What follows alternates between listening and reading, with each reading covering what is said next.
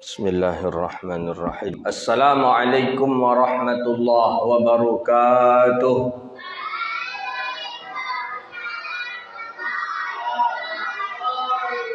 Alhamdulillahilladzi nahmaduhu wa nasta'inuhu wa nastaghfiruh wa na'udzu billahi min shururi anfusina wa min sayyiati a'malina.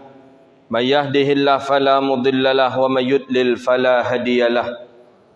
Asyhadu an la ilaha illallah wahdahu la syarika lah wa asyhadu anna sayyidana wa nabiyyana Muhammadan abduhu wa rasuluh wa safiyyuhu min khalqihi wa habibuh ballagha ar-risalata wa adda al-amanata wa nasaha al-ummah wa kashafa Allahu bihi al-ghummah wa jahidun fi sabilillahi hatta atahu al-yaqin. Salawatu Rabbi wa salamuhu alaika ya sayyidi ya Rasulullah. Puja dan puji syukur kepada Allah dengan mengucapkan kalimat Alhamdulillahi Rabbil Alamin. Dengan izin Allah, kita bisa datang ke rumah Allah ini melaksanakan salat fardu zuhur, insyaAllah yang kita laksanakan secara berjamaah. Mudah-mudahan yang kita lakukan hari ini diterima oleh Allah Subhanahu wa taala dan diberi pahala dengan pahala yang berlipat ganda hendaknya, amin ya rabbal alamin. Salawat dan salam kepada Nabi yang agung, Nabi yang mulia, Sayyidina Rasulullah Muhammadun sallallahu alaihi wasallam. Allahumma salli wa sallim ala Sayyidina wa Nabiyyina Muhammadin wa ala alihi wa sahbihi ajma'in. Salawatu Rabbi wa salamuhu alaika ya sayyidi ya Rasulullah. Bapak Ibu hadirin yang dirahmati Allah Subhanahu wa taala. Menjelang iqamah salat fardu zuhur ini berkumandang, kita mengkupas satu buah hadis daripada hadis Nabi sallallahu alaihi wasallam, yang hadis ini dinukilkan oleh Imam Al-Bukhari di dalam sahihnya. Hadis ini di dalam Kitabul Adab. Imam Bukhari punya kitab Sahih Bukhari. Di dalam kitab Sahih Bukhari itu ada beberapa kitab-kitab. Ada Kitabul Wudu, ada Kitabul Wasiyah, ada Kitabul Nikah, ada. Hadis ini dinukilkan dalam Kitabul Adab.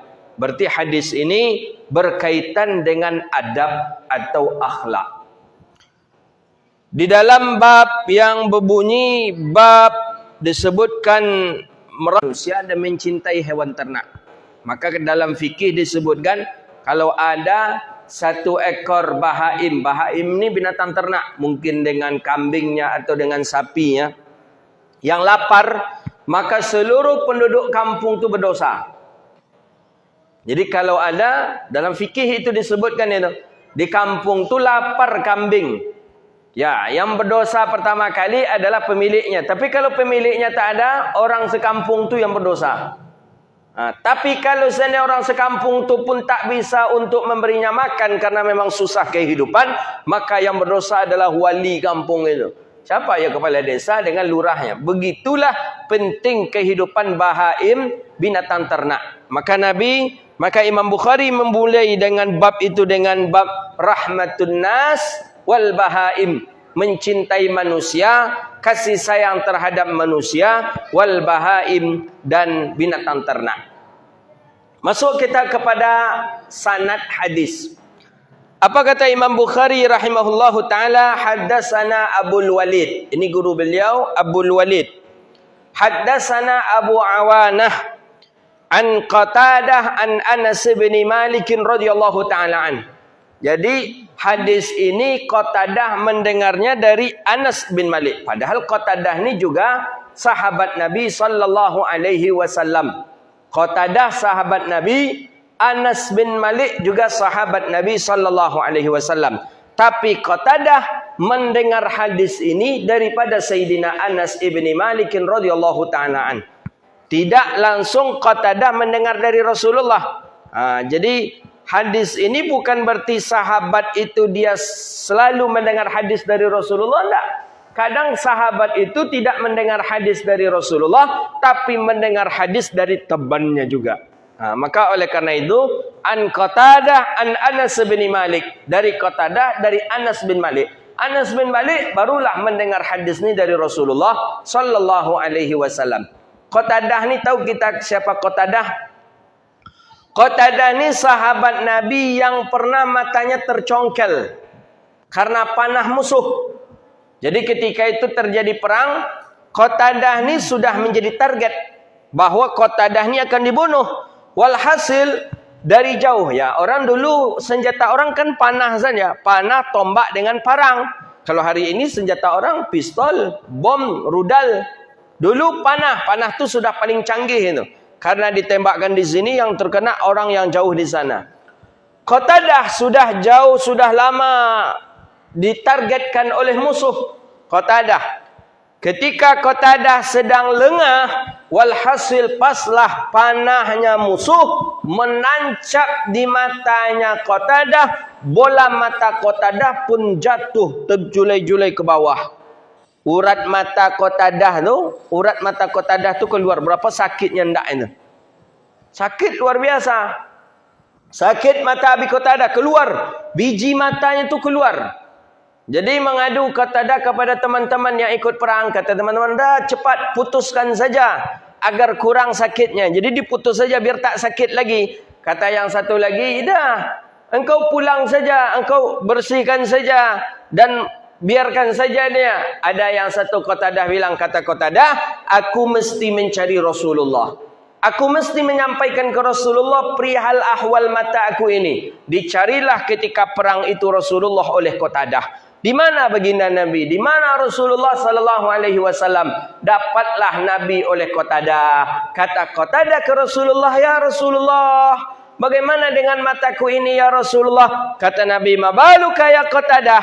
Kenapa matamu ya Qatadah ini ya Rasulullah? Ban mata itu pun masih, bayangkanlah urat-urat mata itu terjuntai ke bawah, berapa sakitnya hendaknya itu ya Rabbi. Sakit. Akhirnya Nabi sallallahu alaihi wasallam memegang mata Qatadah, mengangkatnya dengan tangan Nabi yang mulia. Nabi tempelkan kembali mata Qatadah itu di tempatnya, kemudian diusap oleh Rasulullah. Ketika itu mata Qatadah langsung sehat. Itu berkat mukjizat yadahu syarif, kemuliaan tangan daripada telapak tangannya Rasulullah sallallahu alaihi wasallam. Itu sahabat Nabi. Apa kata Qatadah? Kata Qatadah an Anas bin Malik radhiyallahu taala an. Hadis daripada Sayyidina Anas bin Malik radhiyallahu taala an. Kata Anas bin Malik radhiyallahu taala an. Apa kata Anas? Annan Nabiy sallallahu alaihi wasallam. Anin Nabi. Qatadah daripada Nabi sallallahu alaihi wasallam, Qatadah daripada Anas, Anas daripada Nabi sallallahu alaihi wasallam qala. Apa kata Nabi? Ma min muslimin gharasa gharsan fa akala minhu insanun aw dabbatun illa kana lahu bihi sadaqah. Ni. Kata Nabi sallallahu alaihi wasallam, Ma min muslimin, siapa saja daripada seorang muslim, gharasa gharsan, menanam akan tanaman.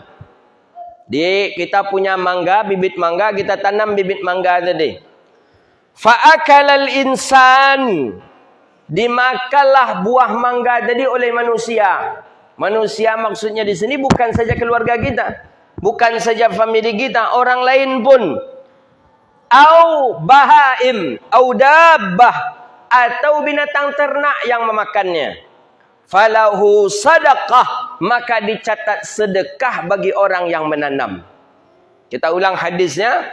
Ma min muslimin, siapa saja daripada orang Islam, gharasa gharsan, menanam akan satu tanaman. Fa akala minhu insan, dimakan oleh manusia makanan tadi. Au dabbatan, atau dimakan oleh binatang ternak, falahu sadaqah, maka itu dihitung sedekah bagi orang yang menanamnya. Apa kesimpulan kita di hadis ini? Pertama, hadis Nabi mengatakan ma min muslimin, ini yang mendapatkan pahala sedekah, yang menanam itu mesti disyaratkan orang yang beragama Islam. Maka kalau orang kafir yang menanam tak dapat. Maka dari sinilah Dalil hadis, orang kafir apapun kebaikan yang ia lakukan tidak dicatat pahala. Walaupun dia buat pesantren, walaupun kafir ni buat masjid megah, walaupun kafir ni buat rumah sakit digratiskan, tak dicatat pahala. Kenapa? Karena syarat seorang baru bisa mendapatkan pahala kalau dia sudah Islam. Makanya kalau ada kenalan kita kafir tapi rajin dia memberi orang. Setiap ada orang berkurban dibantunya, ada orang sakit dibantunya, rumah masjid kalau ingin AC, ingin apa dibelikannya. Elok bagus sampaikan kepada kafir tadi, ancak angku masuk Islam le gadang pahala angku goy. Kalau dia kafir tak dapat. Karena syarat orang yang mendapatkan pahala itu mukallaf, Islam, balik, berakal. Dia muslim tidak, kafir. Berapapun banyak yang ia sedekahkan, berapapun banyak yang ia bantu kepada orang, tetap tidak ada catatan pahala di sisi Allah Subhanahu wa taala. Kenapa? Hijab, terhambat karena kekafirannya. Tapi kalau dia masuk Islam, dicatat seluruh sedekah, seluruh kebaikan-kebaikan yang ia lakukan. Maka sampaikan saja sambil dakwah. Dek, sayangnya engkau menurut ajaran kami engkau dek kapi. Kalau engkau masuk Islam, oh banyak pahala engkau ni. Masjid sudah engkau buat, musalla engkau buat, majlis taklim engkau hidupkan. Oh, kalau di kaminya kalau engkau masuk Islam, masuk surga engkau mah. Ya, macam itu untuk mentarghib dia. Targhib ni untuk merayu dia agar dia mau masuk ke dalam Islam. Kedua, hadis ini mengatakan man gharasa gharsan, siapa yang menanam. Pertama tadi mesti seorang muslim syaratnya. Kedua mesti yang ia tanam. Maka ada seorang kakek yang sudah usia 90 tahun menanam pohon kelapa. Ditanam pohon kelapa. Datang lewat anak muda. Kata anak muda ni, tuk katanya lah. Untuk apa je tuk menanam kelambi kole? Untuk apa juga engkau menanam kelapa ni lagi? Usia sudah 90 tahun. Belum kelapa ni berbuah, datuk sudah mati. Datuk sudah meninggal dunia, untuk apa? Ni jawaban. Kata datuk tu, nah, hei anak muda, ma'akalal yaum. Apa yang kita makan hari ini, kelapanya, pokatnya, mangganya, duriannya yang kita makan hari ini, itu juga ditanam oleh orang-orang sebelum kita. Maka oleh karena itu, jangan terhenti kita menanam. Ada tanah, tanam. Ada tanah, tanam. Siapapun yang memakannya, baik itu manusia atau dabbah. Dabbah ini apa? Dabbah, hewan, binatang ternak. Binatang ternak, lewat kambing dimakan juga kambing. Lewat sapi dimakan oleh sapi. Falahu as-sadaqah, maka bagi orang itu sedekah. Jadi oleh karena itu, inti daripada syariat ini yang ketiga adalah bahwa tidak ada sesuatu yang mubazir dalam Islam. Tak ada. Dengan kita membangun masjid, sedekah, wakaf, infak, mengalir kepada kita pahala. Menanam perkara yang biasa saja, ternyata menanam itu pun bisa mendatangkan pahala ketika kita sudah meninggal dunia. Tapi tentu syaratnya tanaman ini tidak dijadikan bisnis oleh ahli waris kita. Tapi kalau setiap buah mangga dijual je mangga ke sodo, nak ada dia agen ke orang dah. Ya tak jadi sedekah dia. Memang piti aja nampak dia berbuah mangga, mulai bermangga, berbunga, berputih, piti terbayang dia anak cucu. Kau kalau dijual kau lah suh kau mah banyak piti kau mah. Lupa bagi kau orang. Akhirnya apa? Datuk nan menanam tadi ndak juga dapat kiriman sedekah. Kenapa? Karena sudah dibisniskan. Maka oleh karena itu, tanaman yang ditanam oleh orang tua-tua kita dahulu tu tak usah kita habis tebang. Dan kalaupun berbuah, kalaupun kita ingin mencari ekonomi yang bagus, silahkan, tapi jangan seluruhnya. Ada buahnya bagikan ke orang, bagikan ke tetangga. Itu bagian daripada sedekah. Jadi kesimpulan, tidak ada yang mubazir kita lakukan di dunia. Perbanyaklah melakukan kebaikan-kebaikan di dunia, walaupun sekadar menanam pohon. Yang pohon itu pun berbuah dan hasilnya untuk diambil oleh masyarakat banyak.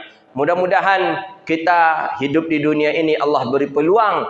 Allah beri peluang waktu umur kepada kita sehingga kita masih diberi kesempatan oleh Allah untuk melakukan kebaikan-kebaikan. Mudah-mudahan setiap saat ada kebaikan-kebaikan yang kita lakukan. baik dalam kita dan juga baik menurut orang lain. Itulah kajian kita, mudah-mudahan bermanfaat. Allah berkahi kehidupan kita dunia wal akhirah. Subhanakallahumma wa bihamdika asyhadu an la ilaha illa anta astaghfiruka wa natubu ilaih. Wa sallallahu ala sayyidina wa maulana Muhammadin wa ala alihi wa sahbihi ajma'in. Wassalamualaikum warahmatullahi wabarakatuh.